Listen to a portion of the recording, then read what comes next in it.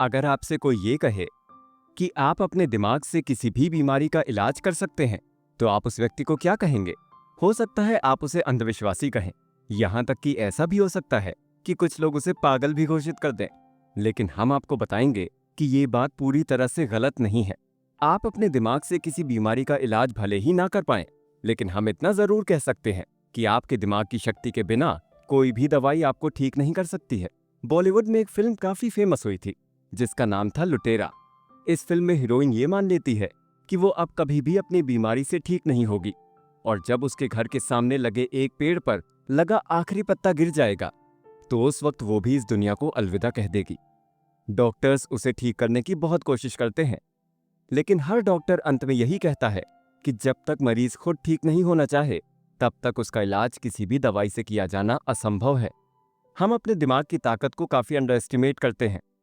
हालांकि हमने ऐसे कई सारे एग्जाम्पल्स देखे हैं जिनके बारे में कहा जाता था कि इन्हें पूरा कर पाना असंभव है, पर हम में से ही कुछ लोगों ने इन्हीं असंभव कामों को संभव करके दिखाया, और आज भी हमारे सामने ऐसे कई एग्जाम्पल्स हैं। लेकिन हम हमेशा से ये मानते आए हैं कि इन लोगों को विशेष और गॉड गिफ्टेड ही बनाया गया है ताकि वो कुछ बड़ा कर सकें। हमने ये भी मान लिया कि हो सकता है उन लोगों का दिमाग हमसे कुछ अलग हो और इसलिए वो इन चीजों को कर पाए हों जिन्हें करने के बारे में हम कभी सोच भी नहीं पाए थे। लेकिन ये बात पूरी तरह से सच नहीं है, क्योंकि हम सबका दिमाग लगभग एक जैसा ही विकसित है। तो अगर आप किसी ऐसे एक्स्ट्राऑर्डिनरी व्यक्ति को देखते हैं जो किसी क्षेत्र में बहुत आगे जा चुका है, तो आपको ये नहीं मानना है कि उसका दिमाग अलग है। आपको बस ये ध्यान में रखना है कि उसने अपने दिमाग का आपसे ज्यादा इस्तेमाल किया है। अगर आप भी चाहें तो ऐसे ही बड़े मुकाम हासिल कर सकते हैं। जरूरत है तो आपको अपने दिमाग की शक्ति पहचानने की। तो इसलिए हमें ये जानना चाहिए कि आखिरकार दिमाग हमारे काम को किस प्रकार से प्रभावित करता है। वैसे तो दिमाग का काम सोचना और अच्छे बुरे डिसीजंस को लेना है, लेकिन ये दिमाग का एक छोटा सा हिस्सा है। पर क्या आप जानते हैं, दिमाग का एक बड़ा हिस्सा ऐसा भी है जिसके बारे में हम ज्यादा बात ही नहीं करते। दिमाग का ये हिस्सा हमारी जिंदगी को बिल्कुल अलग दिशा दे सकता है। यही हिस्सा हमारे सोचने के तरीके को तय करते हुए हमें सफल या नाकामयाब बनाता है। तो दिमाग के इसी गहरे राज को हम आपके सामने लेकर आए हैं डॉक्टर जो डिस्पेंजा की विश्व प्रसिद्ध किताब यू आर द प्लेसिबो की समरी के जरिए। ये बुक समरी आपको न सिर्फ अपने दिमाग की वास्तविक ताकत को पहचानने में मदद करेगी, बल्कि ये भी सिखाएगी कि आप किस तरह अपने दिमाग का इस्तेमाल करके जीवन में एक बेहतर मुकाम हासिल कर सकते हैं। आप ये भी जानेंगे कि कैसे हमारा दिमाग एक तरह से हमारी किस्मत लिखता है, और अगर हम इस पर पूरा कंट्रोल रख लें तो हमारी किस्मत लिखने वाले भी हम खुद ही होंगे। प्लेसिबो के बारे में आपको सारी जानकारी देने के साथ साथ कुछ ऐसे लोगों की कहानी भी बताना जरूरी है जिनकी जिंदगी इस प्लेसिबो इफेक्ट ने बदल कर रख दी। अमेरिका के एक शहर में एक सैम नाम का रिटायर्ड जूते बेचने वाला व्यक्ति रहा करता था, जिसकी उम्र करीब 70 साल की होगी। उसकी जिंदगी में हेल्थ से जुड़ी कभी कोई भी समस्या नहीं थी, लेकिन एक दिन अचानक से उसे ये एहसास हुआ कि उसे चीजों को निगलने में काफी तकलीफ होती है। जब वो डॉक्टर के पास गया तो पता लगा कि उसके गले में कैंसर है। ये बात साल 1970 की है और उस वक्त कैंसर का कोई भी इलाज मौजूद नहीं था। जब सैम को ये बात पता चली तो वो पूरी तरह से टूट गया और ये मान बैठा कि अब उसका अंत नजदीक आ चुका है और उसके पास अब इस दुनिया को देखने के लिए बहुत ही कम वक्त बचा है। डॉक्टर ने सैम से कहा कि वो उसकी जान बचाने की एक आखिरी कोशिश कर सकते हैं और इसके लिए सैम को सर्जरी करानी पड़ेगी। पर सर्जरी के बाद सैम को एक और बुरी खबर मिली। उसे बताया गया कि उसका ये कैंसर लिवर में भी फैल चुका है। अब सैम पूरी तरह से निराश हो चुका था और उसके अंदर जिंदा रहने की कोई उम्मीद नहीं बची थी। वो अपनी पत्नी के साथ एक नए शहर में शिफ्ट हो गया और एक नए डॉक्टर के पास इलाज के लिए जाने लगा।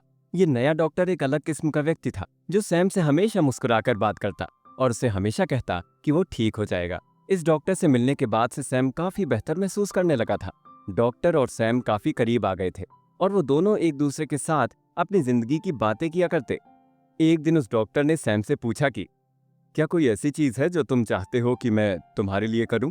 तो सैम ने कहा कि वो अपनी जिंदगी का आखिरी क्रिसमस सेलिब्रेट करना चाहता है और इसलिए उसने डॉक्टर से रिक्वेस्ट की कि वो कैसे भी करके उसे क्रिसमस तक जिंदा रखने की कोशिश करें। तो उस डॉक्टर ने सैम से वादा किया कि वो जरूर क्रिसमस तक उसे जिंदा रखेंगे। इस घटना के बाद सैम काफी बेहतर महसूस कर रहा था और उसकी हालत में काफी सुधार दिख रहा था। अब उसका खाना पीना भी काफी हद तक ठीक हो चुका था। लेकिन क्रिसमस के एक हफ्ते बाद सैम की तबीयत फिर खराब हो गई।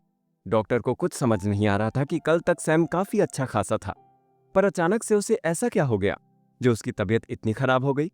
डॉक्टर ने जब जांच की, तब जांच में ऐसा कुछ भी अलग सामने नहीं आया और 24 घंटों के अंदर सारी कोशिशों के बावजूद सैम की मौत हो गई।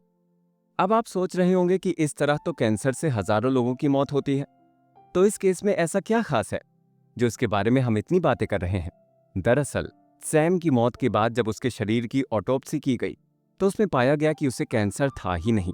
उसके लिवर में बस एक छोटी सी गांठ थी, और ये गांठ भी इतनी खतरनाक नहीं थी जिसकी वजह से उसकी मौत हो जाए। इस घटना ने डॉक्टर को ये समझाया कि किसी मरीज का ठीक होना या ना होना दवाइयों के साथ साथ उसके विश्वास पर भी डिपेंड करता है। सैम ने ये मान लिया था कि वो केवल क्रिसमस तक ही जिंदा रहेगा, क्योंकि डॉक्टर ने उसे कहा था कि वो क्रिसमस तक उसे जिंदा रख लेंगे।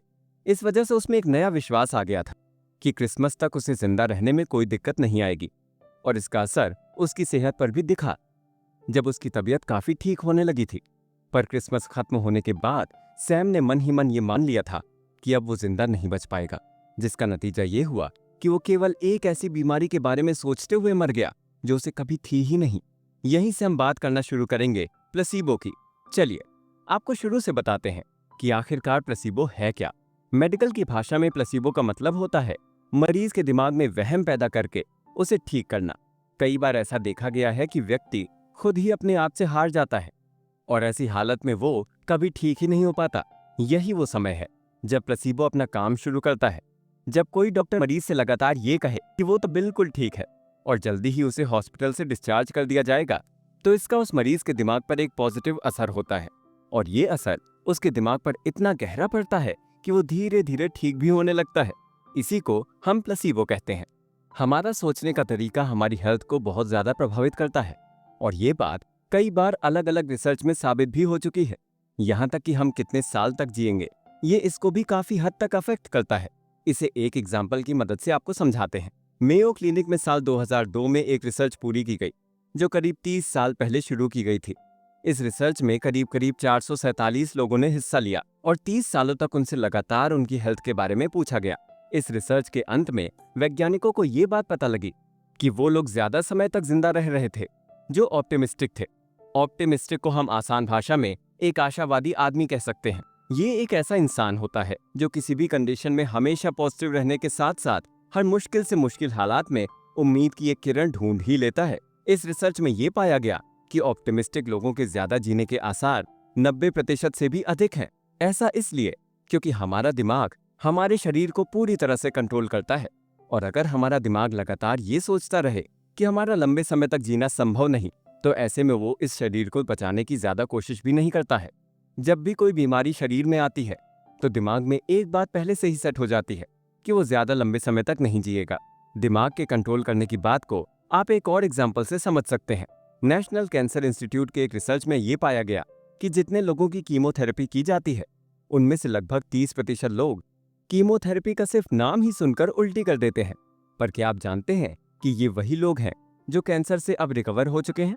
भले ही कीमोथेरेपी अब उनके जीवन का हिस्सा नहीं है, लेकिन इसके बावजूद भी उनके सामने अगर कोई कीमोथेरेपी की बात भी करता है तो उन्हें उल्टी होने लगती है। कुछ ऐसे पेशेंट्स भी हैं जो अगर कभी फिर से हॉस्पिटल भी जाएं तो उनका जी घबराने लगता है और उन्हें उल्टियां होने लगती हैं।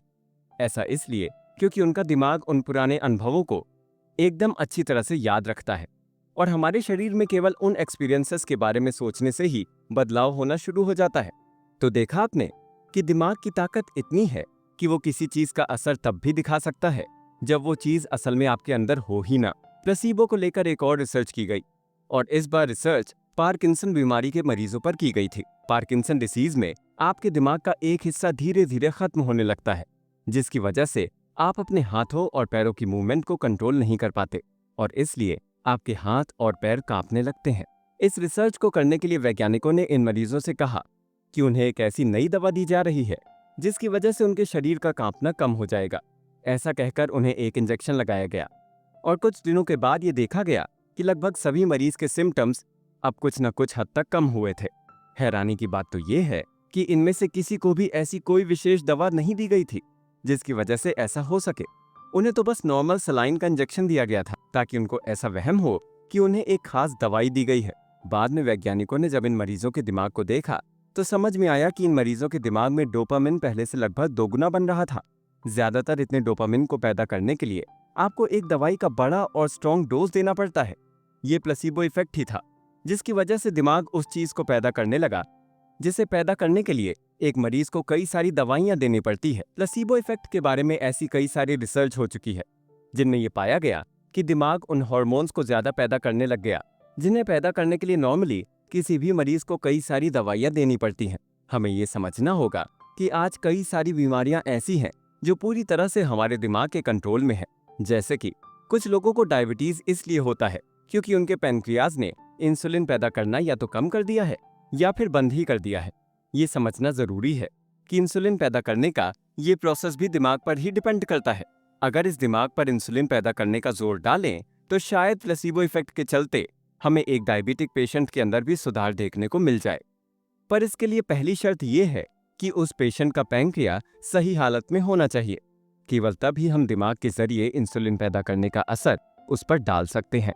दूसरे विश्व युद्ध के दौरान एक अमेरिकी सर्जन हेनरी युद्ध में घायल लोगों का इलाज करने का काम किया करते थे, पर एक बार उनके पास मॉर्फिन दवाई खत्म हो गई। मॉर्फिन वो दवा है जिसे एक मरीज को देने के बाद उसे दर्द का पता ही नहीं चलता। हेनरी को ये बात पता थी कि अगर उसने बिना मॉर्फिन दिए किसी का इलाज किया तो पेशेंट दर्द के चलते शॉक में चला जाएगा और इससे उसकी मौत भी हो सकती है। उसने नर्स को कहा कि वो पेशेंट को एक नॉर्मल सलाइन का इंजेक्शन लगा दे और उससे कहे कि उसे मॉर्फिन दे दिया गया है।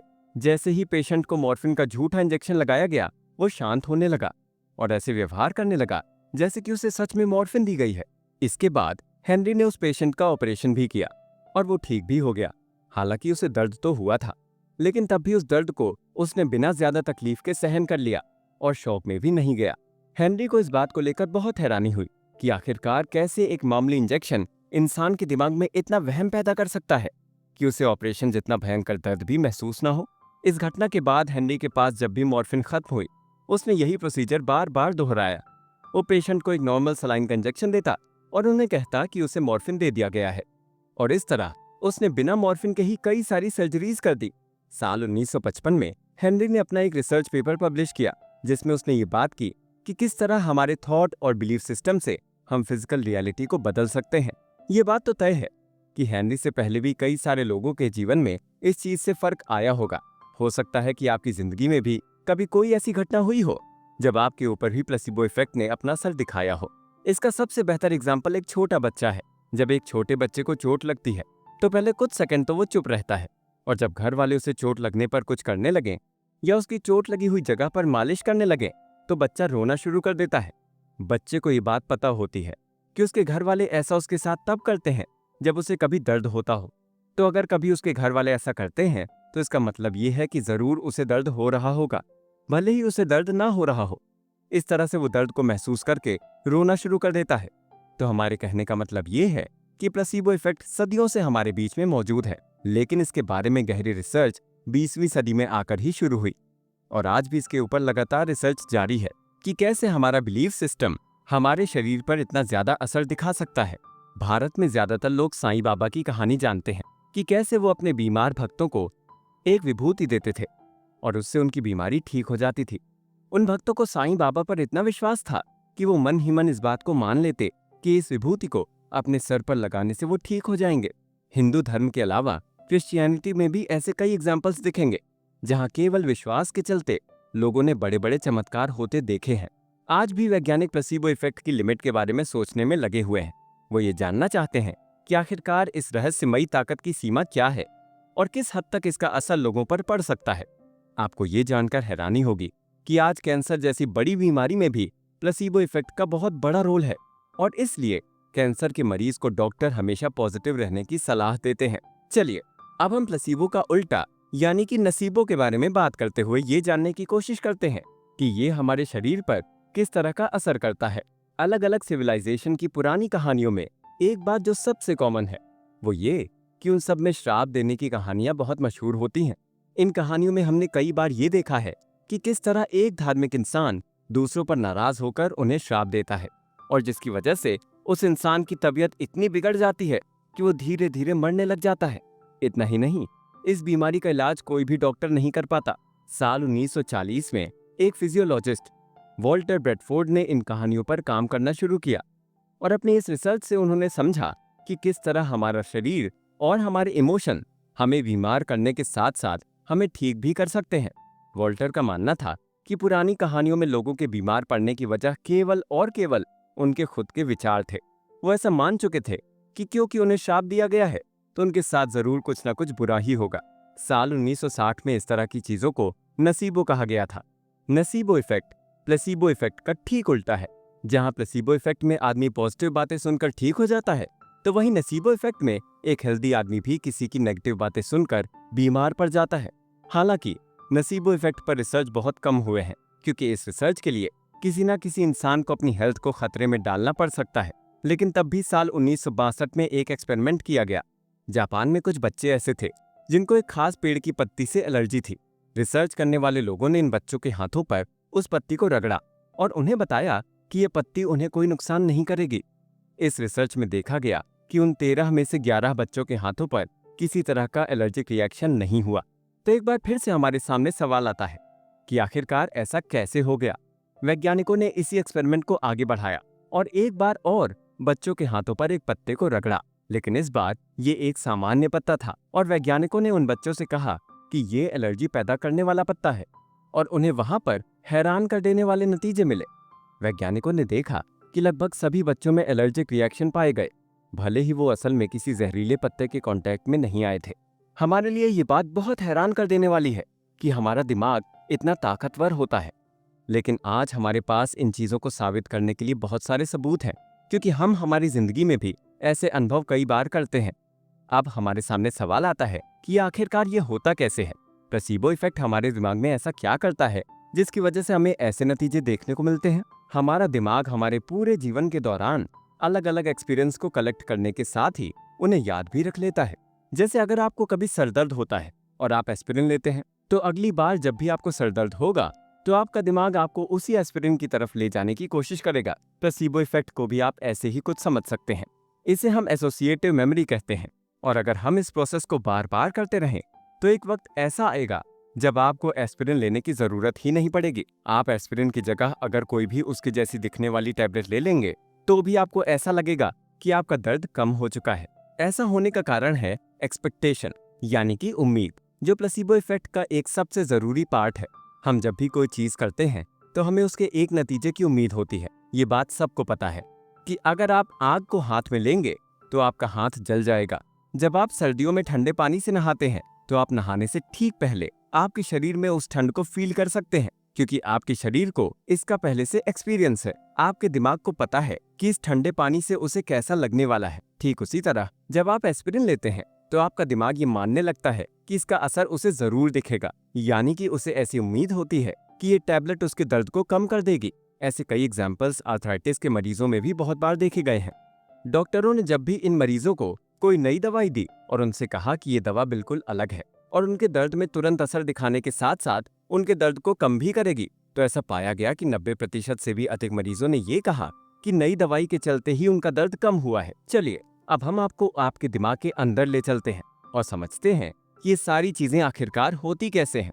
शुरुआत करते हैं कंडीशनिंग से, यानी कि जब भी आपके साथ कुछ अलग होता है तो उसका सिग्नल आपके दिमाग में जाता है और आपका दिमाग उस सिग्नल का एक रिस्पॉन्स देता है। ये रिस्पॉन्स कभी आपको फायदा पहुंचाता है तो कभी नुकसान। कौन सा रिस्पॉन्स फायदा पहुंचाएगा और कौन सा नुकसान, आपका दिमाग अपने पुराने एक्सपीरियंस से ये डिसाइड करता है। एक छोटा बच्चा जिसे ये मालूम नहीं कि आग में हाथ डालने या किसी गर्म चीज को छूने से उसे चोट लग सकती है तो वो उसे छूने लगता है, लेकिन एक बार जब उसे चोट लग जाती है तो उसके बाद उसका दिमाग कभी भी उसको ये नहीं कहता कि वो गर्म चीज को हाथ लगाए। यानी कि हमारे दिमाग का रिस्पॉन्स हमें रिवॉर्ड देने के साथ साथ नुकसान भी पहुंचा सकता है। जब आप किसी चीज को अपने दिमाग में मान लेते हैं तो दिमाग वैसे ही केमिकल पैदा करता है जैसा उस चीज के असल में होने पर करता। यानी कि अगर आप ये मान लें कि आपने सिरदर्द की टैबलेट खाई है तो आपका दिमाग ये मान लेगा कि आपने सच में ये टैबलेट ली है और आपका दिमाग उन सभी केमिकल्स को पैदा करेगा जो एस्पिरिन टैबलेट लेने से होता है। हमारा ये समझना जरूरी है कि हमारे शरीर के द्वारा निकाले गए केमिकल्स हमारे शरीर के बीमार होने और हेल्दी होने में बहुत अहम भूमिका निभाते हैं और इसलिए इन केमिकल का रोल बहुत ही जरूरी हो जाता है। प्लेसिबो इफेक्ट इन्हीं केमिकल्स पर असर डालता है। प्लेसिबो इफेक्ट का एक और हिस्सा ये होता है कि जब हम किसी चीज के बारे में जितना ज्यादा इंफॉर्मेशन लेते हैं, प्लेसिबो इफेक्ट उतना ही ज्यादा दिखता है। मान लीजिए आपने एस्पिरिन टैबलेट के अलग अलग फायदे पढ़े हैं। आपने देखा कि एस्पिरिन कितनी देर में सिर दर्द पर असर करना शुरू कर देती है। आपको ये भी पता है कि एस्पिरिन टैबलेट का असर कितनी देर रहता है, और आपने ये भी जान लिया कि एस्पिरिन टैबलेट लगभग हर तरह के सर दर्द पर असर करती है। तो अब ये होगा कि आप अगर कोई दूसरी टैबलेट भी लेंगे जो एस्पिरिन नहीं है, तब भी आपका दिमाग इस तरह से बिहेव करेगा जैसे कि आपने वही टैबलेट ली है, और उसकी मैकेनिज्म भी एस्पिरिन की तरह ही हो जाएगी। अब एक अहम सवाल ये पैदा होता है कि हम हर रोज 90,000 अलग अलग विचारों के बारे में सोचते हैं, तो ऐसा कैसे संभव है कि दिमाग को हर विचार का एक्सपीरियंस हो जाए और प्लेसिबो इफेक्ट हर जगह अपना असर दिखाए? तो अब आपको ये समझना होगा कि हमारे दिमाग में जो 90,000 विचार हर रोज आते हैं, उनमें से 90% हर दिन रिपीट होते हैं। जैसे हमारे सोने का तरीका, हमारे उठने का वक्त, हमारे नहाने का तरीका और हमारे खाने का तरीका, ये सब हर दिन हमारे रूटीन में होते हैं, और इससे हम हर दिन एक जैसी चीजें करते हैं, जिसकी वजह से हमारा बिहेवियर भी रिपीट होने लगता है। और ये रिपीटिंग बिहेवियर एक ही तरह का एक्सपीरियंस पैदा करता है, जिससे हमारे अंदर रोज एक ही तरह के इमोशंस पैदा होते हैं जो प्लेसिबो इफेक्ट को चलाते हैं।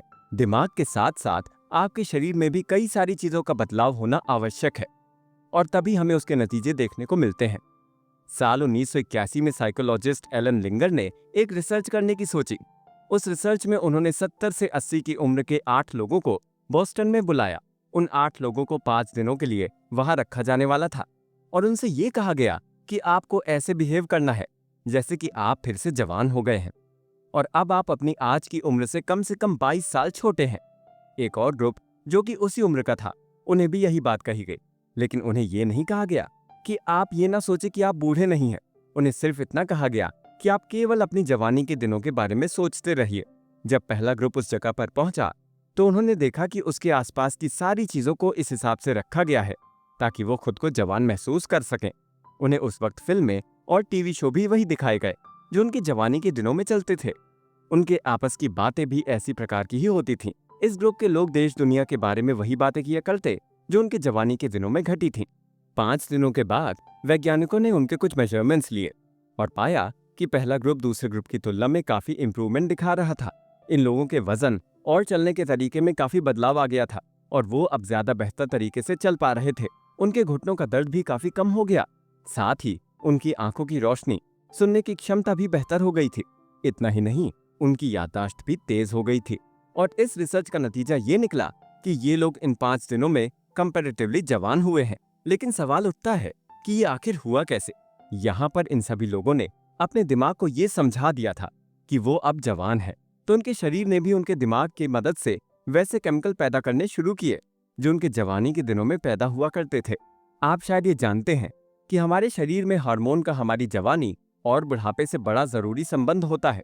ये हार्मोन हमारी ग्रोथ और हमारे व्यवहार को बहुत ज्यादा इफेक्ट करते हैं। समय के साथ साथ इन हार्मोन के लेवल में बदलाव आने लगता है। इसलिए जब बुढ़ापे के वक्त भी उन लोगों ने अपने आप को ये समझाया कि वो जवान है, तो उनके दिमाग ने ये मान लिया कि वो वाकई में जवान है, और वो हार्मोन जो जवानी में पैदा होते हैं वो भी उनके अंदर अब ज्यादा पैदा होने लग गया था। लेकिन इन हार्मोन के ज्यादा पैदा होने में जिस चीज का सबसे बड़ा योगदान है वो है हमारा जीन। ये जीन न केवल हार्मोन बल्कि हमारे शरीर में होने वाले लगभग हर चीज को कंट्रोल करते हैं। तो चलिए इन जीन्स के बारे में हम आपको और जानकारी देते हैं। जीन क्या है ये समझने से पहले चलिए हम आपको डीएनए के बारे में बताते हैं। हमारे शरीर की हर कोशिका यानी कि सेल में डीएनए मौजूद है। डीएनए एक सीढ़ी जैसी स्ट्रक्चर होती है जिसमें अलग अलग अमीनो एसिड का सीक्वेंस बना होता है। इस डीएनए के एक भाग को हम जीन कहते हैं, जिसका काम है प्रोटीन पैदा करना। प्रोटीन का मतलब आप केवल हमारी मसल्स के प्रोटीन के बारे में मत सोचिए, क्योंकि हमारे शरीर का लगभग हर काम प्रोटीन की मदद से ही होता है। एंजाइम, हार्मोन और हमारी बॉडी का बेसिक स्ट्रक्चर, ये सभी प्रोटीन से ही बने होते हैं। आज हमारे शरीर में अलग अलग प्रकार के हार्मोन हैं। ग्रोथ हार्मोन जो हमें लंबा करता है, ये भी एक प्रोटीन से ही बना हुआ है। इसके अलावा हमारे शरीर के सभी हार्मोन और एंजाइम्स भी प्रोटीन से ही बने होते हैं। तो अब आप समझ गए होंगे हमारे शरीर की नॉर्मल फंक्शनिंग में प्रोटीन का कितना बड़ा योगदान है।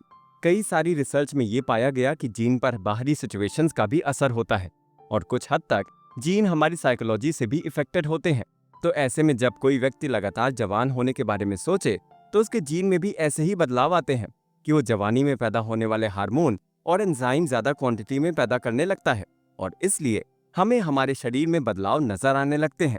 80 साल के इन लोगों के साथ भी कुछ ऐसा ही हुआ। जब 5 दिनों तक वो अपने आप को लगातार जवान मानते रहे तो उनके जीन भी यही इंफॉर्मेशन अपने अंदर लेकर बैठ गए, और इस वजह से उन हार्मोन का ज्यादा मात्रा में निर्माण करने लगे जो वो कभी जवानी के दिनों में किया करते थे। अब आप सोच रहे होंगे कि जीन बाहरी चीजों से अफेक्टेड होते हैं, ये बात हमें कैसे पता लगी? दरअसल इसका एक छोटा मोटा एग्जाम्पल आप अपने आसपास देख सकते हैं। पहाड़ी और ठंडे इलाकों में रहने वाले जानवरों के शरीर पर बाल लंबे होते हैं। ऐसा इसलिए ताकि वो ठंड से बच सकें। जब उन जानवरों का शरीर लगातार ठंड में रहने लगा तो उनके डीएनए ने इस जानकारी का इस्तेमाल करके ऐसे प्रोटीन बनाने शुरू किए जिनकी मदद से उनके बाल लंबे हो सकते थे। इसी तरह के बदलाव एक छोटे स्तर पर भी आते हैं जब हम लगातार किसी चीज के बारे में सोचते हैं। आपको ये बात समझनी होगी कि डीएनए हमारी पूरी जिंदगी को डिसाइड करते हैं। कुछ लोगों को बिना किसी नशे के भी कैंसर जैसी बीमारी हो जाती है। ये भी डीएनए में आए बदलाव के कारण ही होता है। कुछ लोग किसी एक चीज में दूसरे लोगों से ज्यादा बेहतर होते हैं। ये जानकारी भी हमारे डीएनए में ही होती है। तो अगर हम किसी तरह से हमारे डीएनए को ही हमारी मर्जी से चेंज कर सकें तो आप सोचिए कि हम किस तरह से अपनी पूरी जिंदगी को अपने हिसाब से बदल सकते हैं।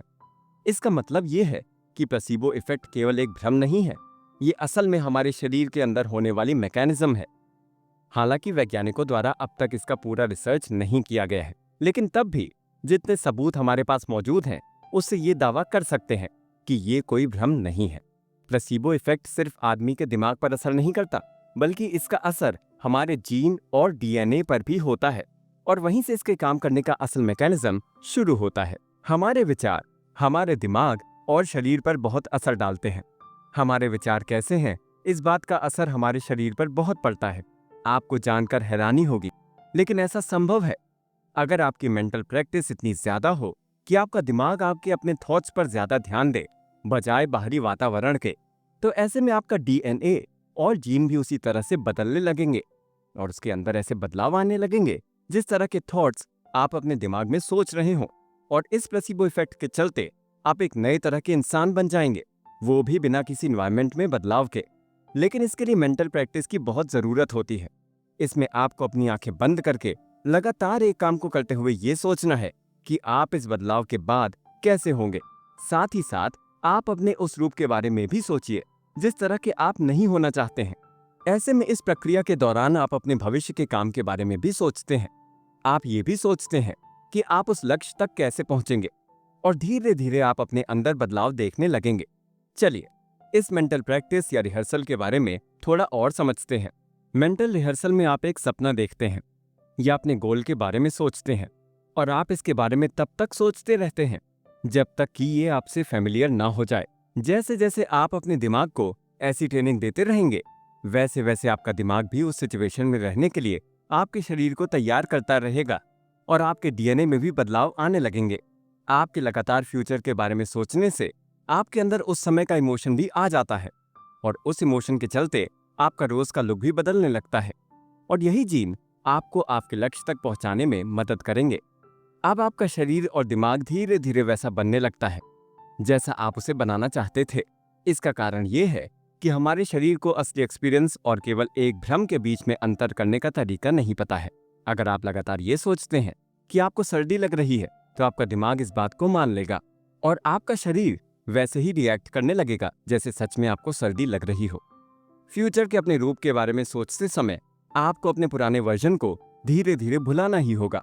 जब आप दिमाग को हर वक्त ये बताएंगे कि आप अपने आप को बदलना चाहते हैं और अपने पुराने रूप को धीरे धीरे छोड़ रहे हैं, तो एक वक्त ऐसा आएगा जब आपके दिमाग के पास आपकी पुरानी बॉडी और दिमाग का कोई रिकॉर्ड ही नहीं बचेगा।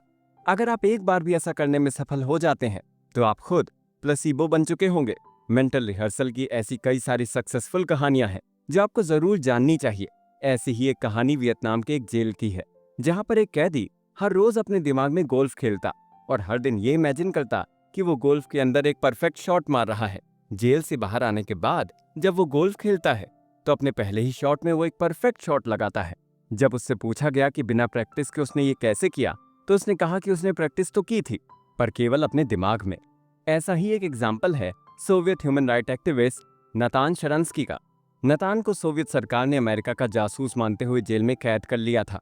उनके ऊपर लगाया गया ये आरोप कभी भी साबित नहीं हो सका था, लेकिन इसके बावजूद उन्हें करीब 9 सालों तक जेल में रखा गया और उसमें से करीब 400 दिनों तक उन्हें एक काल कोठरी में रखा गया, जो कि बहुत ही छोटी थी और उसके अंदर का टेम्परेचर बहुत कम था, जिसकी वजह से अंदर काफी ठंड थी।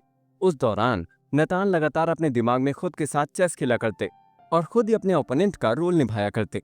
इस तरह से वो धीरे धीरे अपने चेस में बहुत बेहतर हो गए।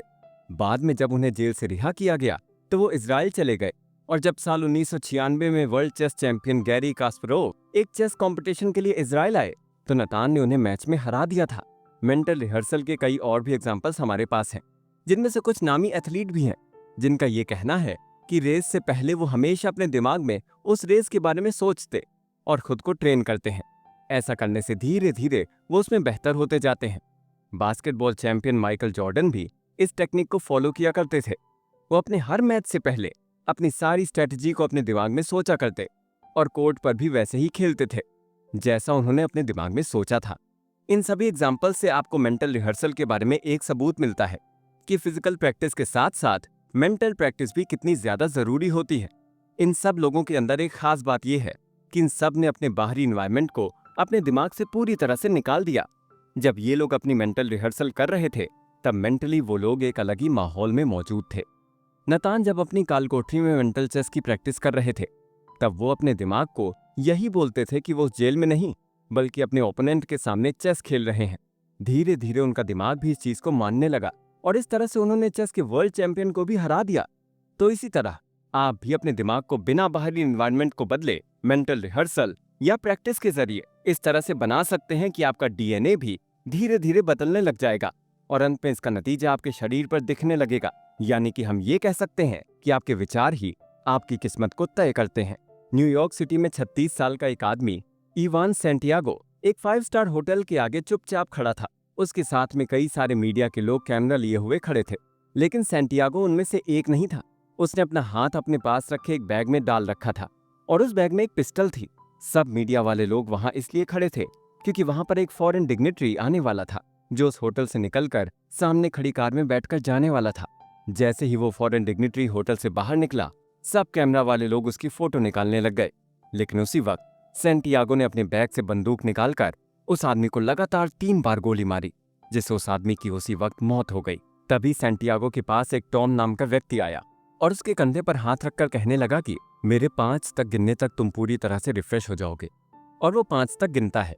ऐसा करते ही सैंटियागो ऐसे होश में आया मानो वो नींद से उठा हो। बाद में पता लगा कि सैंटियागो को हिप्नोटाइज किया गया था, लेकिन क्या ऐसा संभव है कि एक आदमी को हिप्नोटाइज करके एक अनजान व्यक्ति का कत्ल करवा दिया जाए? इस पूरी घटना के दौरान वहां पर कुछ रिसर्चर्स भी मौजूद थे जिन्हें सैंटियागो एक ही दिन पहले मिला था, जब उन्होंने 150 लोगों का एक ग्रुप बनाया था। धीरे धीरे उनमें से लोगों को छांटना शुरू किया गया और उनमें से करीब 10% लोग ऐसे पाए गए जो हिप्नोसिस के लिए ससेप्टेबल थे। अपने ग्रुप को छोटा करने के लिए ये वैज्ञानिक इन 20 पार्टिसिपेंट्स को एक रेस्टोरेंट में लेकर गए और वहां उन्हें ये बताया गया कि इस रेस्टोरेंट की कुर्सियां बहुत ज्यादा गर्म है और जैसे ही वो लोग इन कुर्सियों पर बैठेंगे तो इतनी ज्यादा गर्मी होने के कारण वो अपने कपड़े भी उतारने लगेंगे। उन्होंने ऐसा इसलिए किया ताकि वो उन लोगों को बाहर कर सकें जो अब तक हिप्नोटाइज होने का नाटक कर रहे थे। जैसे ही वो 20 लोग कुर्सियों पर बैठे तो उनमें से 4 लोग बोलने लगे कि कुर्सी बहुत ज्यादा गर्म है और ये भी कहने लगे कि रेस्टोरेंट में बहुत ज्यादा गर्मी होने के कारण वो अपनी पैंट और शर्ट उतार रहे हैं। इस टेस्ट को पास करने वाले 4 लोगों को अगले टेस्ट की ओर ले जाया गया, जहां पर उन्हें कुछ ऐसा करने के लिए कहा गया जो कोई भी केवल दिखावे के लिए नहीं कर सकता है। इन चारों को कहा गया कि आपको बिल्कुल ठंडे पानी से भरे हुए एक बाथ टब में उतरना है। इस बाथ टब का पानी इतना ठंडा था कि वो लगभग जमने की कगार पर था। इन सभी पार्टिसिपेंट्स के हार्ट रेट, ब्रीथिंग रेट सब रिकॉर्ड की जा रही थी। उन चारों लोगों को ये कहा गया कि इस बाथ टब का पानी काफी सुहावना है और ये ठंडा तो बिल्कुल भी नहीं है। जब बारी बारी से उन्हें बाथ टब में उतारा गया तो उनके शरीर में उन बदलावों के दिखने की उम्मीद थी जो बदलाव नॉर्मली किसी इंसान के इतने ठंडे पानी में उतरने पर दिखते हैं। इस टेस्ट को कोई भी व्यक्ति केवल दिखावे के लिए पास नहीं कर सकता था और इसमें पास होने के लिए वाकई में आपको हिप्नोटाइज होना पड़ता था। 4 में से 3 पार्टिसिपेंट वाकई में बहुत ज्यादा हिप्नोटाइज थे और उनमें से एक था सैंटियागो, जो करीब 2 मिनट तक उस बाथ टब में रुका रहा। सैंटियागो की हार्ट रेट इस पूरे एक्सपेरिमेंट के दौरान बहुत ज्यादा नहीं बढ़ी थी और उसके फिजिकल टेस्ट से ऐसा लग रहा था कि वो वाकई में ठंडे पानी की बजाय एक गुनगुने पानी के बाथटब में बैठा है। सैंटियागो को वहां ये कहकर बुलाया गया था कि वहां पर एक फिल्म के लिए ऑडिशन चल रहे हैं और क्योंकि उस दिन के ऑडिशन में वो पास हो गया, इसलिए उसे अगले दिन फिर से आने के लिए कहा गया है। अगले दिन सैंटियागो वहां पर आया तो उसके हाथ में बंदूक देकर उसे कहा गया कि उसे उस फॉरेन डिग्नेटरी को मारना है। उस वक्त सैंटियागो को हिप्नोटाइज कर दिया जा चुका था। फिर बाद में सैंटियागो को जब होश में लाया गया और उससे पूछा गया कि क्या उसे कुछ याद है कि उसने क्या किया है, तो उसने कहा कि उसे कुछ भी याद नहीं है। ये कहानी आपको काफी हैरान कर देने वाली लग रही होगी, लेकिन ऐसा नामुमकिन नहीं है। हमारे दिमाग के दो हिस्से होते हैं, एक कॉन्शियस और दूसरा सबकॉन्शियस। सबकॉन्शियस दिमाग का वो हिस्सा होता है जिस पर हमारा सीधा सीधा कंट्रोल नहीं होता है। हम रात को सोते वक्त अपनी पोजीशन बदलते रहते हैं। ये हमारे सबकॉन्शियस दिमाग के काम का ही एक एग्जाम्पल है। लेकिन अब ऐसे कई सारे तरीके सामने आने लगे हैं जिनमें यह पाया गया है कि हमारे सबकॉन्शियस दिमाग को भी हम ट्रेन कर सकते हैं और इसके आधार पर हम कुछ ऐसे काम कर सकते हैं जो हमारा कॉन्शियस माइंड हमें कभी भी करने की इजाजत नहीं देता है। सैंटियागो के साथ में भी ऐसा ही हुआ क्योंकि उसके सबकॉन्शियस माइंड को ट्रिगर कर दिया गया था और उसके बाद वो किसी का खून करने जैसा काम करने के लिए भी राजी हो गया। इस हिप्नोसिस के 3 स्टेज होते हैं, एक्सेप्टेंस, बिलीफ और सरेंडर। सबसे पहले हम किसी बात को स्वीकार करते हैं जिसे एक्सेप्टेंस कहा जाता है। आपने अक्सर हिप्नोटाइज करने वाले लोगों को कुछ चीजें बताते हुए देखा होगा, जैसे कि आपको अब नींद आ रही है, आप धीरे धीरे सो रहे हैं इत्यादि।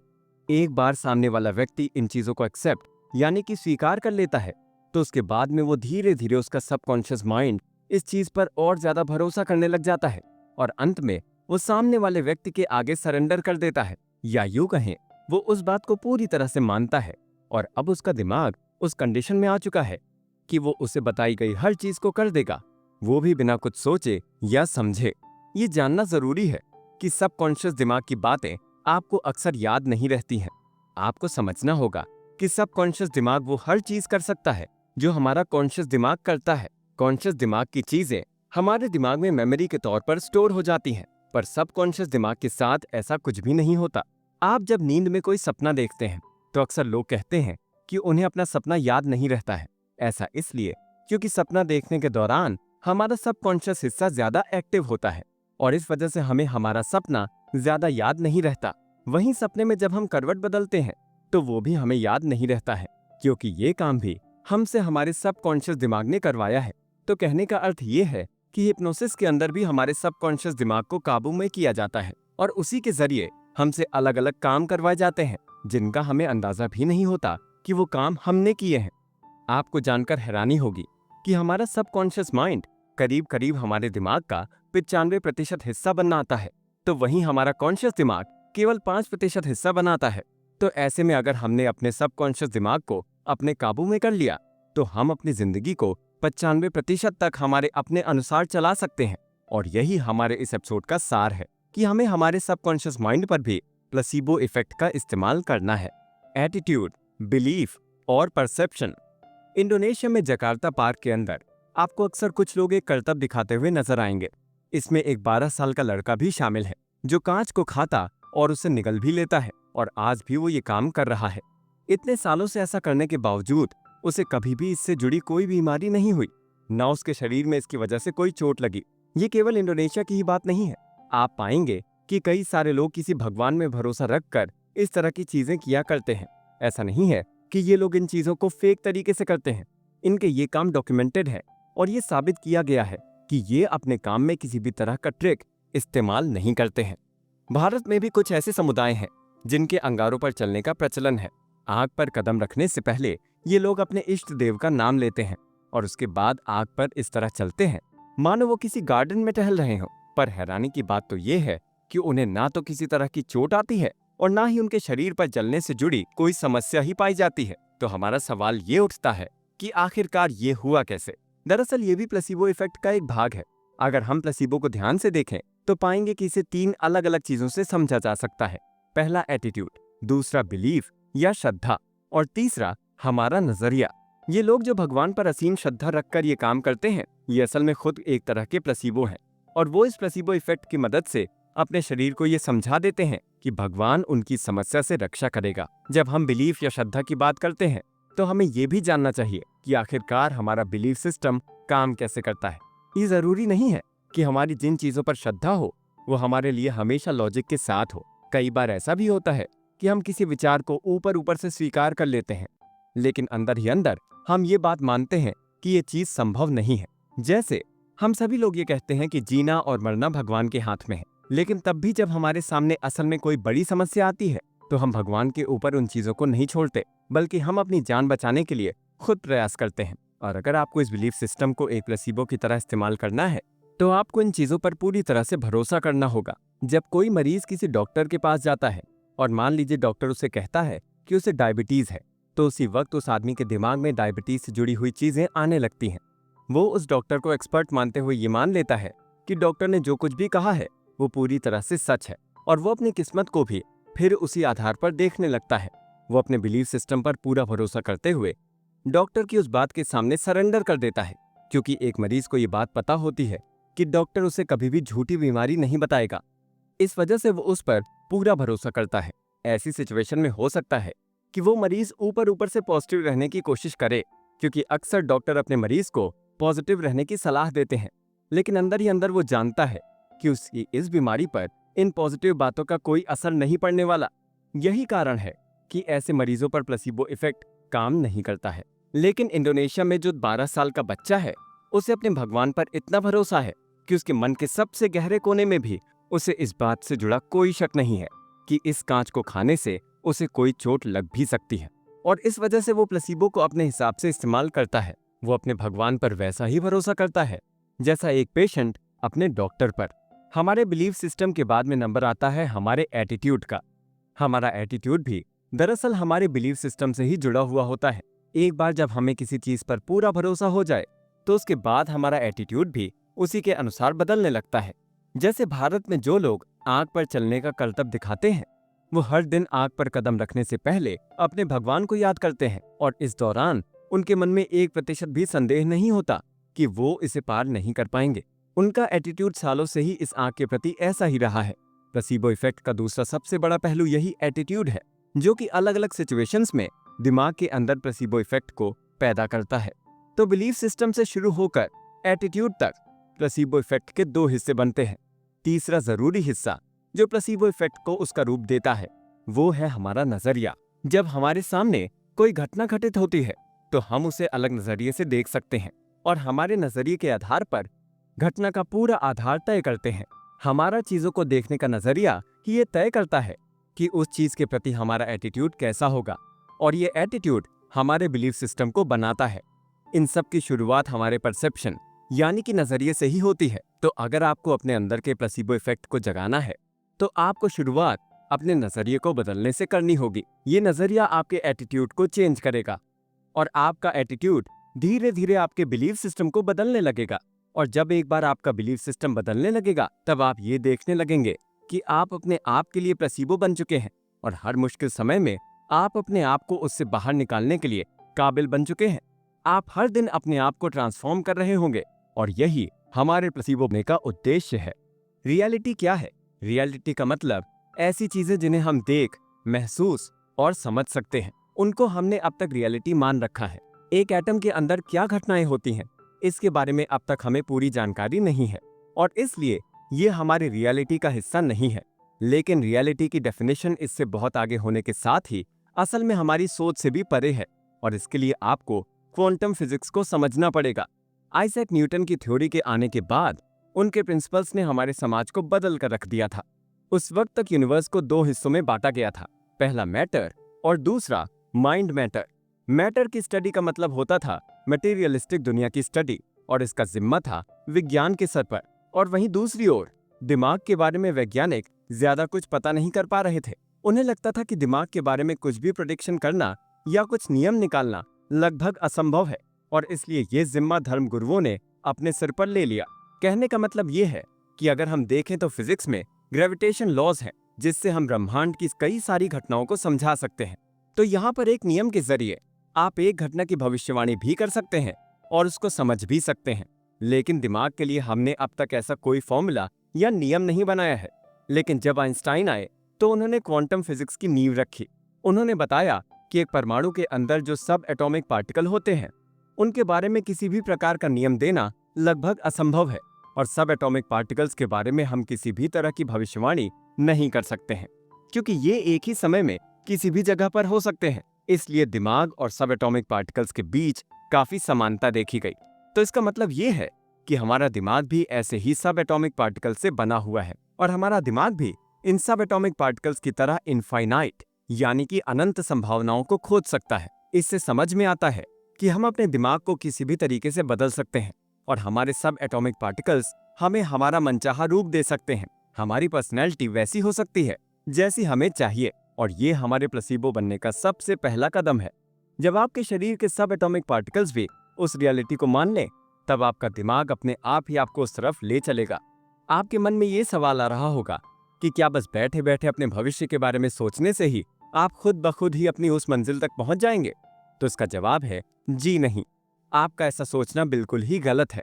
अपने आप का प्लेसिबो होने का मतलब ये नहीं कि आप बैठे बैठे केवल अपने सपनों के बारे में सोचें और ये उम्मीद करें कि आपके सपने सच हो जाएंगे। प्लेसिबो का मतलब केवल सोचने मात्र से नहीं है।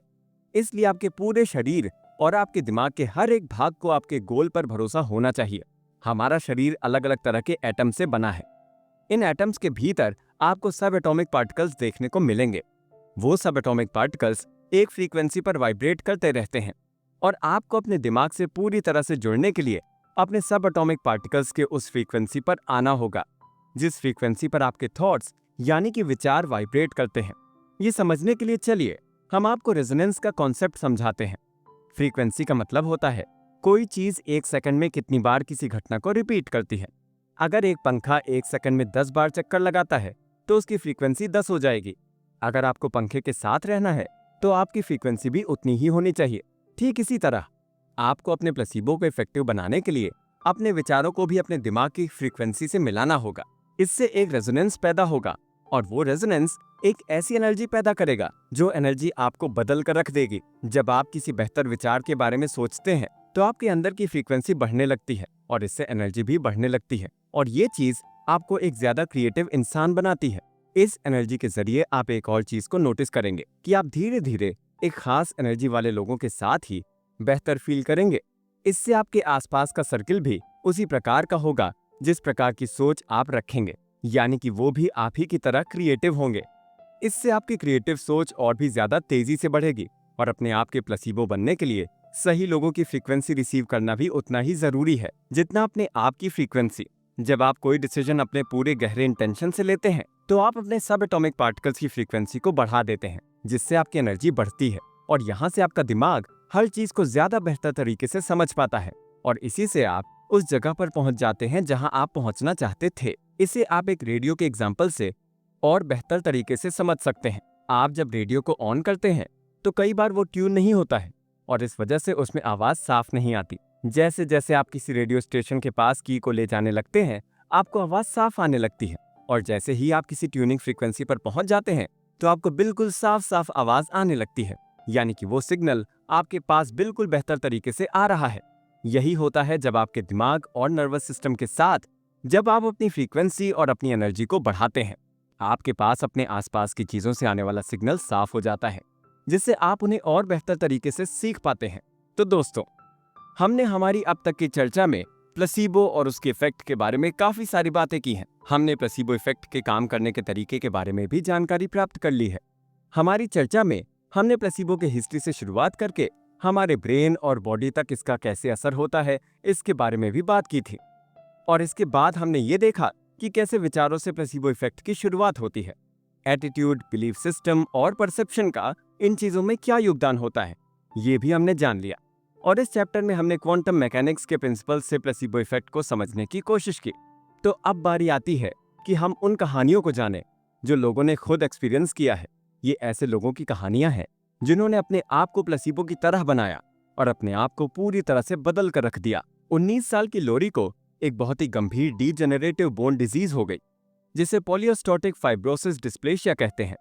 इस बीमारी में मरीज की हड्डियां धीरे धीरे कमजोर होने लगती हैं, और इससे वो लगातार कमजोर होने लगता है। हड्डियां कमजोर होने के कारण इसके मरीज को फ्रैक्चर बहुत जल्दी हो जाते हैं। डॉक्टर ने लोरी से कहा था कि इस बीमारी का कोई इलाज नहीं है, क्योंकि ये एक जेनेटिक कंडीशन है। लोरी को पहली बार इस बारे में तब पता लगा जब उसके पैरों में बहुत ज्यादा दर्द होने लग गया था और वो करीब 1 साल तक इसी तरह से उस दर्द को सहन करती चली जा रही थी। जब वो डॉक्टर के पास गई तो पता लगा कि उसकी एक पैर की हड्डी टूट चुकी थी। वो हैरान थी कि एक हड्डी टूटने के बावजूद भी वो 1 साल तक इस तरह से उसे मैनेज कर पाई थी। जब तक लोरी को अपने इस कंडीशन के बारे में पता नहीं था तब तक वो स्पोर्ट्स में काफी हिस्सा लिया करती थी। यहाँ तक कि वो बॉडी बिल्डिंग की भी ट्रेनिंग ले रही थी। लेकिन अपनी बीमारी के डायग्नोसिस के बाद उसके डॉक्टर ने उसे सलाह दी कि उसकी हड्डियां बहुत कमजोर हैं और उसको चलने के लिए भी बैसाखी का सहारा लेना चाहिए, नहीं तो उसकी हड्डियां टूट जाएंगी। ये खबर सुनने के बाद लोरी और उसके परिवार वाले बहुत दुखी हुए, क्योंकि उन्हें पता था कि अब उसकी जिंदगी पहले जैसी बिल्कुल नहीं रही है। लोरी की जिंदगी अब पूरी तरह से बदल गई थी और अब वो हर बात का ध्यान रखने लगी थी। उसने चलना फिरना बहुत कम कर दिया था और एक्सरसाइज और बॉडी बिल्डिंग की ट्रेनिंग की तो बात उसके सोच से भी दूर थी। उसके घर वाले उसे कई सारे अलग अलग डॉक्टरों के पास लेकर गए, लेकिन कहीं पर भी उसका कोई इलाज नहीं मिला। लोरी जब भी किसी भी डॉक्टर के पास जाती तो उसे ये उम्मीद होती कि शायद इस बार का डॉक्टर उसे एक नई उम्मीद देगा और बोलेगा कि वो ठीक हो सकती है, लेकिन हर बार उसे निराशा ही हाथ लगी। लगभग हर डॉक्टर ने उसे यही कहा कि उसकी इस हालत का कोई इलाज नहीं है। उनमें से एक डॉक्टर ने तो ये भी कह दिया कि उसे बिल्कुल भी चलना ही नहीं चाहिए और पूरे वक्त केवल अपने बिस्तर पर पड़े रहना चाहिए। इन सब चीजों को सुनकर लोरी बिल्कुल टूट चुकी थी। वो अपने आप को बहुत ही छोटा महसूस कर रही थी और इसके चलते वो डिप्रेशन का शिकार भी हो गई। ऊपर से लोरी के पिता भी एक बहुत ही अग्रेसिव व्यक्ति थे और लोरी के बचपन के दिनों में भी वो अपने घर के बच्चों को बहुत मारा पीटा करते थे और अब लोरी की बीमारी की वजह से उसके पिता परेशान होकर और ज्यादा एग्रेसिव होने लग गए थे। इससे पहले कि हम इस घटना में आगे बढ़ें, हम आपको दिमाग की अलग अलग कंडीशन के बारे में बताना चाहते हैं। जब कोई बच्चा पैदा होता है तो उसके दिमाग में डेल्टा ब्रेनवेव होती है। 12 साल तक आते आते उनके दिमाग में थीटा ब्रेनवेव आने लगती है और जवानी के दिनों में उनके अंदर बीटा ब्रेनवेव आती है। शुरुआत की 2 ब्रेनवेव एनालिटिकल माइंड को इतना ज्यादा नहीं बढ़ाती हैं और इसलिए बच्चे कोई डिसीजन लेने से पहले बहुत ज्यादा सोचते नहीं हैं। उनके साथ जो भी घटना होती है वो उस एक्सपीरियंस को अपने दिमाग में बैठा लेते हैं और ये याद रखते हैं कि उन्हें कौन सा एक्सपीरियंस किस वजह से मिला है। बच्चों का अपने पेरेंट्स के साथ कैसा रिश्ता होगा ये भी उसी पर डिपेंड करता है। अब लोरी के केस में भी उसके बचपन की ऐसी कई सारी यादें थीं जिसकी वजह से आज उसकी जिंदगी ऐसी हो गई थी। इसका मेन कारण ये था कि जब बचपन में उसके पिता उसे मारा करते तब वो अपने आप को कमजोर और हताश महसूस किया करती थी और इस बीमारी की वजह से भी वो धीरे धीरे वैसा ही महसूस करने लग गई थी। यही वजह थी कि लोरी अपनी इस बीमारी से उबर ही नहीं पा रही थी। लेकिन इस बीमारी की वजह से लोरी की रियलिटी भी बदल रही थी। बीमार होने की वजह से उसको हर जगह पर स्पेशल ट्रीटमेंट मिलता था। बस में सीट मिलने से लेकर उसके दोस्तों का उसके लिए लाइन में खड़े होने तक, एक भीड़ भाड़ वाले रेस्टोरेंट में भी उसको स्पेशल ट्रीटमेंट मिलता था और धीरे धीरे वो इस बीमारी पर डिपेंड होती जा रही थी, क्योंकि उसे इस बीमारी से इमोशनल बेनिफिट मिल रहा था जो कि उसे काफी पसंद आ रहा था और धीरे धीरे ये बीमारी ही उसकी पहचान बन गई। लोरी को जब इस चीज का एहसास हुआ तो उसने सोच लिया कि उसे इस तरह से नहीं रहना है और इसलिए उसने अपने आप को बदलने का मन बना लिया और वो फिर से स्पोर्ट्स में पहले की तरह हिस्सा लेने लग गई। उसे लगने लगा कि अगर वो अपने आप को थोड़ा पुश करे तो वो थोड़ी और ज्यादा हेल्दी हो जाएगी, लेकिन इसका ठीक उल्टा हुआ, वो और ज्यादा बीमार पड़ गई। इस घटना के बाद लोरी का डिप्रेशन और एंजाइटी और भी ज्यादा बढ़ गई। 30 साल की उम्र तक आते आते लोरी एक बूढ़े बुजुर्ग वाली जिंदगी जीने लग गई थी। वो पूरा दिन बिस्तर पर पड़ी रहती और अब वो किसी तरह का कोई काम भी नहीं कर रही थी। लोरी की बीमारी के बारे में खास बात यह थी कि जब वो व्हील चेयर या बैसाखी का इस्तेमाल नहीं करती थी तब वो काफी हेल्दी लगती थी। लोगों को यकीन भी नहीं होता था कि वो कमजोर है। लेकिन ये सब तब बदला जब साल 2009 में लोरी इस किताब के लेखक से मिली। लोरी ने लेखक से सबसे पहले यही सवाल पूछा कि क्या वाकई में हम अपने दिमाग को और अपने शरीर को बदल सकते हैं। जब लेखक ने कहा कि हाँ, तो लोरी पहली बार किसी उम्मीद को देख रही थी। लोरी ने अपने आप को बदलने के लिए उन सभी प्रिंसिपल्स को इस्तेमाल करना शुरू किया जो लेखक ने उसे बताए थे। उसने अपने दिमाग में मेंटल रिहर्सल का काम करना शुरू किया और अपने आप का नया रूप बनाने की उसने ठान ली थी। कुछ ही सालों के बाद लोरी बिना किसी सहारे के चल रही थी। वो काफी खुश थी और अब उसने अपने आप को स्वीकार कर लिया था। अब उसमें बदलाव आना शुरू हो चुका था और जब 2012 में उसने अपना चेकअप करवाया तो उसे डॉक्टरों ने बताया कि उसकी हालत में काफी सुधार हुआ है। लोरी ने हर दिन अपने आप को बदलने के बारे में सोचा। उसने अपने अंदर का एनवायरनमेंट बदला और उसने अपनी पहचान उस बीमारी से अलग बनाई। उसने अपनी पढ़ाई फिर से शुरू कर दी और अब वो लोगों से बात करने में हिचकिचाती नहीं थी। अपने नए रूप के साथ साथ वो अपने पास्ट को बदलने की भी कोशिश कर रही थी। उसने अपनी नई जिंदगी में खुद को एकदम हेल्दी माना, जिसमें वो अपनी मर्जी के स्पोर्ट्स खेल सकती थी। और धीरे धीरे उसे इस बात का विश्वास होने लग गया था कि उसके सोचने से उसकी बॉडी में सुधार आ रहा है। और इस वजह से अंत में उसके जीने के तरीके में भी फर्क आ गया और लोरी उस बीमारी से पूरी तरह से छुटकारा पाने में सफल हुई। लोरी के बाद एक और इंसान की हम यहाँ बात करेंगे और वो है कैंडिस। कैंडिस एक रिलेशनशिप में थी जो ठीक नहीं चल रही थी। उसके और उसके बॉयफ्रेंड के बीच में बहुत ज्यादा झगड़े हुआ करते थे। दोनों ही एक दूसरे के ऊपर बहुत ज्यादा शक किया करते और इसके चलते कैंडिस बहुत दुखी और डिप्रेस रहने लगी। वो अपने इस नए स्ट्रेसफुल इमोशन की एडिक्ट बन चुकी थी। उसे लगने लगा था कि उसकी पर्सनैलिटी ही ऐसी है। यहाँ हम देख सकते हैं कि कैसे कैंडिस का एक्सटर्नल एनवायरनमेंट उसको कंट्रोल करता है और उसके सोचने और महसूस करने के तरीके को भी इफेक्ट कर रहा है। उसके इमोशंस बदलने लगे थे और वो इस तरह से व्यवहार करने लग गई थी जैसे कोई नशे का एडिक्ट करता है। उसे ये बात तो पता लग रही थी कि कुछ तो ऐसा है जिसकी वजह से वो ऐसा व्यवहार कर रही है, पर उसे समझ ही नहीं आ रहा था कि वो ऐसा महसूस क्यों कर रही है। वो बार बार वही गलतियां कर रही थी और बार बार वैसे ही एक्सपीरियंस पा रही थी। अगर हम सही मायने में देखें तो कैंडिस अपने बॉयफ्रेंड को अपनी पहचान साबित करने के लिए इस्तेमाल कर रही थी। वो पहले से ऐसी ही लड़की थी, लेकिन उसका वो रूप सामने नहीं आ रहा था। उसके बॉयफ्रेंड के आने के बाद उसकी वो सारी चीजें सामने आ रही थी। धीरे धीरे वो अपनी इन पुरानी यादों को अपनी पर्सनैलिटी बनाकर बैठ गई।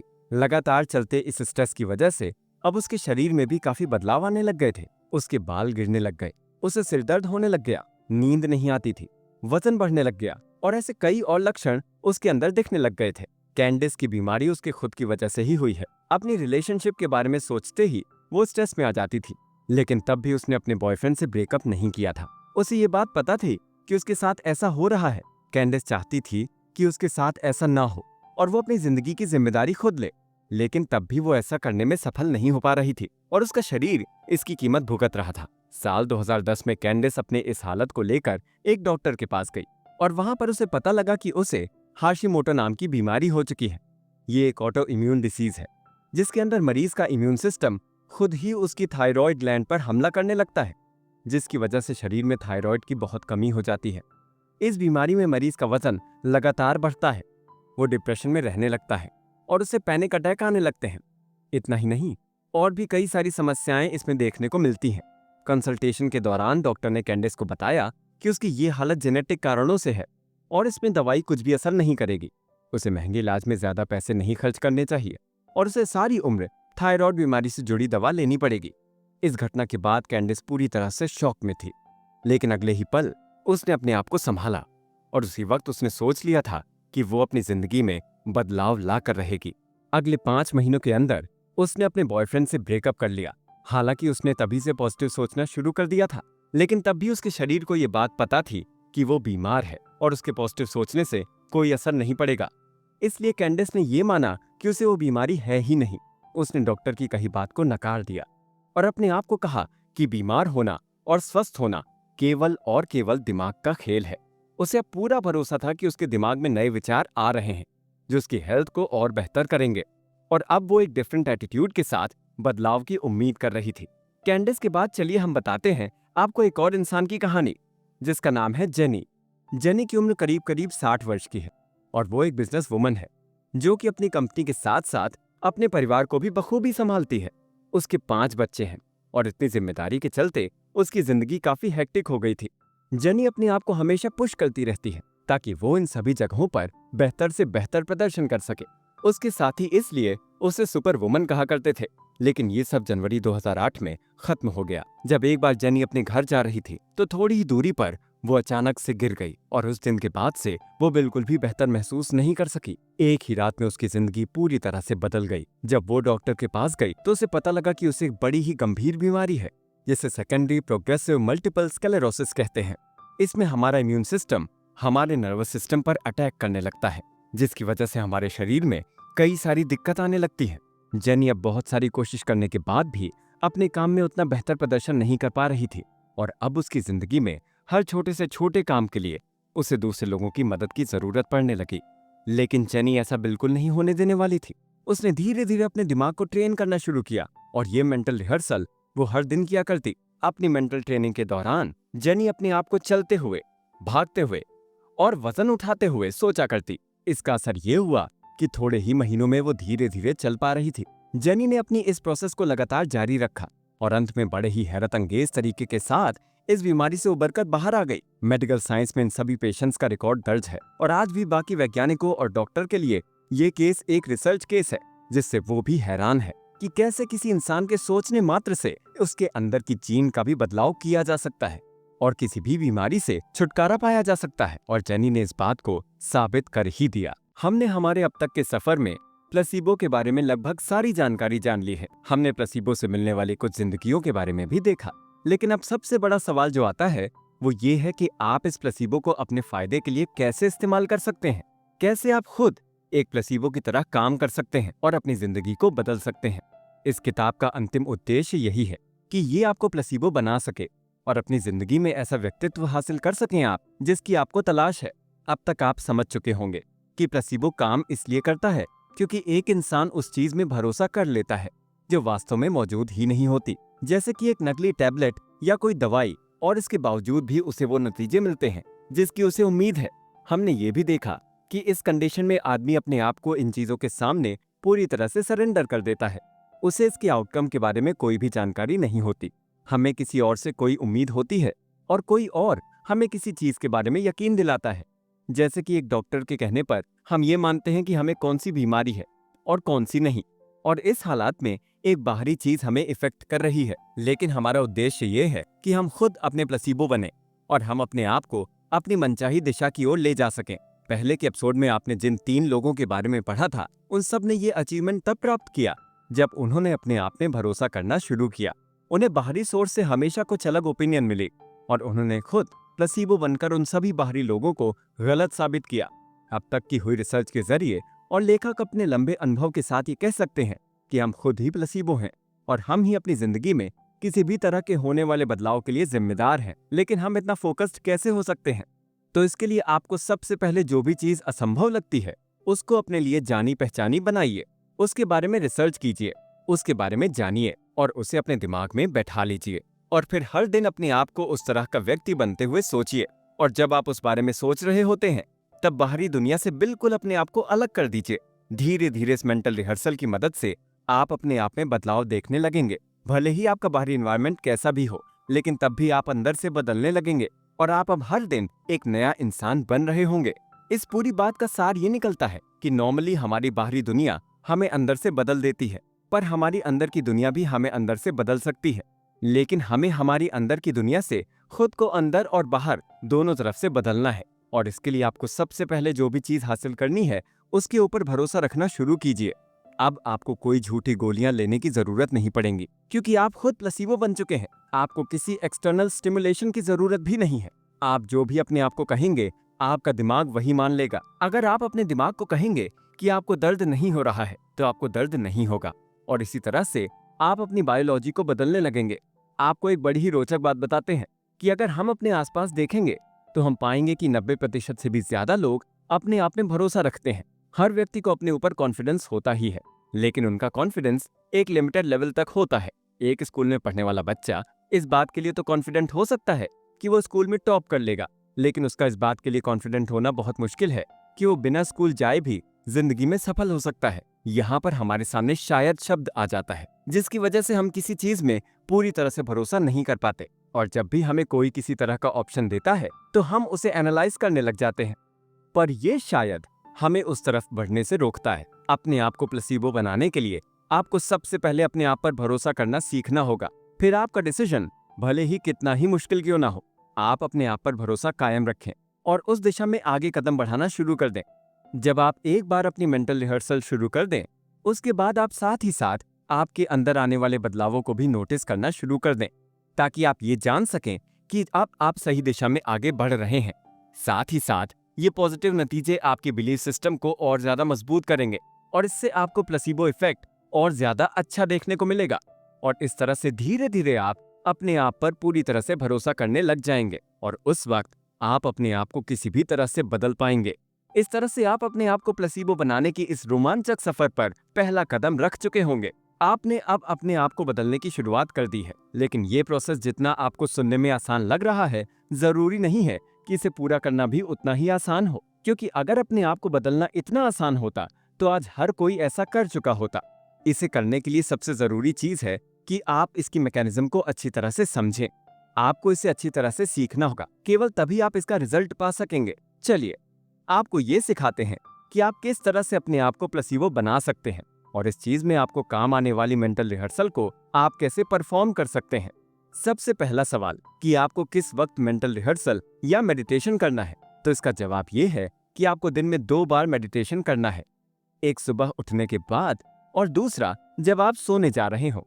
ऐसा इसलिए क्योंकि जब आप सोते हैं तब आपके ब्रेन वेव की स्ट्रक्चर में बदलाव आता है और जब आप सुबह जागते हैं तब भी आपके ब्रेन वेव के स्ट्रक्चर में बदलाव आता है। और इन 2 समय पर मेंटल रिहर्सल या मेडिटेशन करने पर आप अपने पूरे दिमाग को इस चीज के लिए ट्रेन कर पाएंगे। या यूं कहें तो इन 2 वक्त पर आपका सबकॉन्शियस माइंड आपके हाथ में होता है, आप उसे केवल तब ही ट्रेन कर सकते हैं।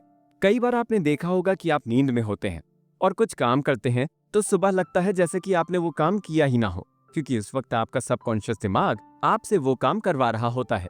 ये उदाहरण हम लगभग सभी लोगों में देख सकते हैं। अब बारी आती है दूसरे जरूरी सवाल की, और वो ये है कि हमें ये मेडिटेशन कहाँ करना चाहिए। तो आपके मेडिटेशन करने के लिए सबसे बेहतर जगह वही होगी जहाँ आपको कोई भी डिस्ट्रैक्ट ना करे, क्योंकि आपके लिए ये बहुत जरूरी है कि आप बाहरी दुनिया से अपने आप को पूरी तरह से अलग कर दें।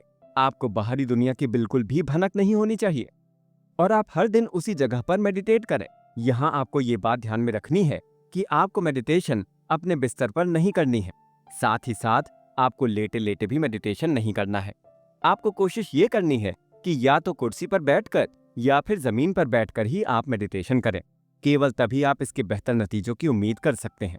अगर आप चाहें तो आप रिलैक्सिंग, शांत और धीमी आवाज में कोई म्यूजिकल इंस्ट्रूमेंट बजा सकते हैं, लेकिन ध्यान रहे कि इसमें लिरिक्स नहीं होने चाहिए, क्योंकि इससे आपका ध्यान भटकने लगेगा। म्यूजिक बजाने का फायदा ये भी है कि इससे आप अपने आसपास के थोड़े बहुत शोर शराबे से दूर हो सकते हैं। और यहाँ पर एक और बात ध्यान रखने की है कि आप उस तरह का म्यूजिक भी ना सुने जिससे आपकी कोई याद जुड़ी हो, क्योंकि तब आप किसी अलग तरह के ख्यालों में डूबने लगेंगे। इस बात का भी ध्यान रखें कि आपके आसपास कोई भी चीज की ज्यादा खुशबू या बदबू ना आ रही हो, क्योंकि ऐसी चीजें आपको बाहरी दुनिया से जोड़ सकती हैं और जिसके कारण आप मेडिटेट ठीक से नहीं कर पाएंगे। साथ ही साथ आपको अपनी बॉडी को कंफर्टेबल भी रखना है। आपके कपड़े कंफर्टेबल होने चाहिए, ज्यादा टाइट कपड़े ना पहने। अपनी घड़ी या दूसरी कोई भी प्रकार की ज्वेलरी अगर आपने पहन रखी है तो उसे उतार दीजिए। कंफर्टेबल कपड़े इसलिए जरूरी हैं क्योंकि ये आपको बाहरी दुनिया से पूरी तरह से अलग करने में मदद करेंगे। मेडिटेशन के दौरान आपका अपने शरीर पर ध्यान बिल्कुल नहीं होना चाहिए। बीच बीच में हो सकता है कि आपको अपने शरीर पर खुजली आने जैसी छोटी छोटी चीजें देखने को मिल सकती हैं, लेकिन आपको उन सब पर बिल्कुल भी ध्यान नहीं देना है। ये चीजें बस आपको अपनी मेडिटेशन से दूर करने के लिए आपके सामने आती रहेंगी। अगर आप चश्मा पहनते हैं तो आप उसे भी उतार लीजिए। मेंटल रिहर्सल या मेडिटेशन शुरू करने से ठीक पहले आप पानी पी लें और बाथरूम भी जाकर आएं, ताकि मेडिटेशन के दौरान ये सब चीजें आपको बिल्कुल भी डिस्टर्ब ना करें। आप जब मेडिटेशन के लिए बैठें तो आपकी कमर बिल्कुल सीधी होनी चाहिए। आपकी बॉडी रिलैक्स होनी चाहिए, लेकिन इतनी भी रिलैक्स नहीं कि आपको नींद ही आ जाए। शुरुआत में आप देखेंगे कि आपको धीरे धीरे नींद आने लगेगी, लेकिन इस बात की चिंता मत कीजिए, क्योंकि थोड़े समय बाद आपके शरीर को उसकी आदत पड़ जाएगी और आप मेडिटेशन पर और ध्यान दे पाएंगे। धीरे धीरे आप ऐसी स्टेज में पहुंचेंगे जहां पर आप फोकस्ड होंगे, लेकिन साथ ही साथ रिलैक्स्ड भी। आप बाहरी दुनिया से बिल्कुल अलग हो जाएंगे और जो म्यूजिक आपके पास बज रहा था वो आपको ऐसा लगने लगेगा जैसे आपसे बहुत ज्यादा दूरी पर बज रहा हो। इस वक्त समझ लेना चाहिए कि आप मेडिटेशन की गहरी अवस्था में जा रहे हैं और आपका सबकॉन्शियस माइंड एक्टिव हो रहा है। एक और जरूरी सवाल जो हमारे दिमाग में आता है वो ये है कि हमें आखिरकार कितने समय तक मेडिटेशन करना चाहिए। तो इसका जवाब ये है कि आपका मेडिटेशन 45 मिनट से 1 घंटे के बीच में होना चाहिए। मेडिटेशन को सुबह और शाम को करने की एक वजह यह भी है कि इस समय आपके दिमाग में कोई और काम करने के लिए नहीं होगा और इस वजह से आप वक्त को लेकर ज्यादा सोचेंगे नहीं। आप मेडिटेशन के खत्म होने के समय के लिए अपनी घड़ी में अलार्म लगा सकते हैं, ताकि आपके सेशन खत्म होने पर आपको उसका पता लग जाए। ध्यान रखें, समय आपके मेडिटेशन में डिस्ट्रैक्शन का कारण नहीं बनना चाहिए। बाहरी दुनिया के साथ साथ आपको समय से भी दूरी बनाकर रखनी है। मेडिटेशन करते वक्त आपके दिमाग में एक और चीज आएगी, वो ये है कि कई बार आपको ऐसा लगेगा कि आप ये सब क्यों कर रहे हैं। आपके दिमाग में नेगेटिव ख्याल आने लगेंगे और आपको लगने लगेगा कि आप कभी बदल ही नहीं सकते हैं। लेकिन ये सब ख्याल आने एक नॉर्मल सी बात है। आपको बस इन ख्यालों की वजह से अपने ध्यान को नहीं भटकने देना है। ऐसा इसलिए होता है क्योंकि हमारी डिफ़ॉल्ट सेटिंग ऐसी हो चुकी है कि हम परेशान, नाखुश, डिप्रेस्ड होने को ही जिंदगी मान लेते हैं। इस वजह से हमारी आदत ऐसी बन जाती है कि हम किसी न किसी परेशानी को ढूंढते ही रहते हैं। अब हम आपको बताएंगे कि कैसे आप मेडिटेशन के दौरान आपके जो नेगेटिव ख्याल आ रहे हैं उनसे दूर रह सकते हैं। जैसा कि हमने आपको पहले बताया था कि बाहरी विचारों को आने से रोकने का सबसे बेहतर तरीका यह है कि आप मेडिटेशन के लिए आने वाला म्यूजिक धीमी आवाज में बजाकर सुने। डॉक्टर जो डिस्पेंजा ने खुद मेडिटेशन के लिए एक विशेष म्यूजिक लॉन्च किया है जिसका नाम है you are the placebo book meditation. इस म्यूजिक के जरिए आप मेडिटेशन के दौरान नेगेटिव ख्यालों को अपने दिमाग में आने से बचा सकते हैं। उसके बाद आपको ये करना है कि आप किस चीज के बारे में अपने दिमाग में सोचते हैं उसके ऊपर भरोसा करना शुरू करना है। अगर आप जिंदगी में कुछ बनना चाहते हैं तो मेडिटेशन के दौरान अपने आप को वैसा बना हुआ सोचिए और अपने दिमाग के किसी भी हिस्से को ये मत सोचने दीजिए कि आप ऐसा नहीं कर सकते या आप ऐसा नहीं बन सकते। अपने विचारों के साथ अपना रिश्ता मजबूत करें और उसे अपनाएं। अपने पहले के बिलीफ और नजरिए को बदलने के लिए सबसे पहले आपको उसे अपने दिमाग के भीतर से हटाना होगा और धीरे धीरे उस पुरानी चीज को हटाकर नए विचार अपने दिमाग में लाने होंगे। इससे आप नए विचारों की ओर जाएंगे और पुराने परसेप्शन और बिलीफ को धीरे धीरे पीछे छोड़ते जाएंगे। हर दिन जब आप मेडिटेशन करने बैठें तो उससे पहले एक पेपर के बीच में एक लाइन खींचें और उसके एक तरफ उन चीजों को लिखें जिन्हें आप भूलना चाहते हैं और दूसरी ओर उन चीजों को लिखें जिन्हें आप अपनी जिंदगी में अपनाना चाहते हैं। उसके बाद अपने पूरे मेडिटेशन के दौरान उन चीजों को पूरी तरह से इग्नोर करें जिन्हें आप अपनी जिंदगी से हटाना चाहते हैं और केवल उन चीजों को अपनाने की सोचें जिन्हें आप जिंदगी में लाना चाहते हैं। मेडिटेशन के पहले भाग में आप सबसे पहले अपने आप को पूरी तरह रिलैक्स कीजिए और सोचिए कि आप स्पेस में हैं। आप ये सोचिए कि आप फर्श पर नहीं बैठे हैं बल्कि आप स्पेस में तैर रहे हैं। स्पेस आपके पास अनंत तक फैला हुआ है। आप ये सोचिए कि आप यूनिवर्स के बीचों बीच हैं और आपके पास केवल अंधेरा है और कुछ भी नहीं। धीरे धीरे आपको ऐसा महसूस होने लगेगा जैसे कि वो स्पेस या अंतरिक्ष आपके दिमाग में मौजूद है। अब आप अपने आप को उस स्पेस में रखें, यानी कि ऐसा सोचें कि अब आप उसी स्पेस में घिरे हुए हैं और आपके सिवाय आपके आसपास कुछ भी नहीं है। हर तरफ इनफाइनाइट लंबाई का स्पेस फैला हुआ है और वहां केवल आप मौजूद हैं। धीरे धीरे आप उस स्पेस की एनर्जी को महसूस करने की कोशिश करें और अपने शरीर के हर हिस्से को उस स्पेस में रखकर महसूस करें। पहले आप स्पेस की एनर्जी को अपने दिमाग के आसपास महसूस करेंगे और धीरे धीरे नीचे आते आते ये आपके पैरों की उंगली तक पहुंच जाएगी। अब आप पूरी तरह से स्पेस के बीचों बीच पहुंच चुके हैं। मेडिटेशन के अगले भाग में आपको अपने एक्सटर्नल एनवायरनमेंट को पूरी तरह से दूर कर देना है। आपको अपने आसपास चल रही किसी भी चीज का ध्यान नहीं रखना है और ऐसा रखने के लिए कोशिश करें कि आपके आसपास कोई भी डिस्ट्रैक्शन ना हो। ऐसी कोई भी चीज ना हो जो आपको ये महसूस कराए कि आप स्पेस पर नहीं बल्कि किसी कमरे में हैं। उस वक्त ना आपके पास समय चल रहा है, ना कोई आवाज, ना कोई इंसान। आप बस अपनी सोच में डूबे हुए हैं और अपने आप की एनर्जी को महसूस कर रहे हैं। आप न फ्यूचर के बारे में सोच रहे हैं न पास्ट के बारे में। करीब 15 मिनट तक आपको इसी तरह से मेडिटेशन करना है। मेडिटेशन के तीसरे भाग में आपको उस चीज के बारे में सोचना है जिसे आप बदलना चाहते हैं और आप उस वक्त ये सोचिए कि आप इसे बदल चुके हैं। अब आप एक नई पर्सनैलिटी अपनाने वाले हैं। उसके बाद आप ये सोचिए कि आपको किस बिलीफ या परसेप्शन को अपने भीतर रखना है और फिर लगातार उसके बारे में सोचते रहिए। ये मेडिटेशन की सबसे जरूरी स्टेज है। उस वक्त आपका सबकॉन्शियस माइंड एक्टिव होता है और आप उसे जिस तरह से ट्रेन करना चाहते हैं वैसे ट्रेन कर सकते हैं। अपने आप को अपने सबकॉन्शियस माइंड के सामने सरेंडर कर दीजिए। आपका नया बिलीफ अपने आप ही आपके भीतर जाने लगेगा। इस फीलिंग को अब पूरी तरह से याद कर लीजिए और धीरे धीरे आप वापस अपनी दुनिया में आने की कोशिश कीजिए। जिस तरह से आप सबकॉन्शियस लेवल तक गए थे ठीक उसका उल्टा करके आपको वापस नॉर्मल दुनिया में आना है। धीरे धीरे आपको अपने आसपास की चीजों को महसूस करना है और अंत में आपको अपनी आंखें खोलनी है। इस चीज को अपनी रोज की आदत बना लीजिए और थोड़े ही समय बाद आप देखेंगे कि you are the actual placebo, यानी कि आप ही वास्तविक प्लेसिबो है।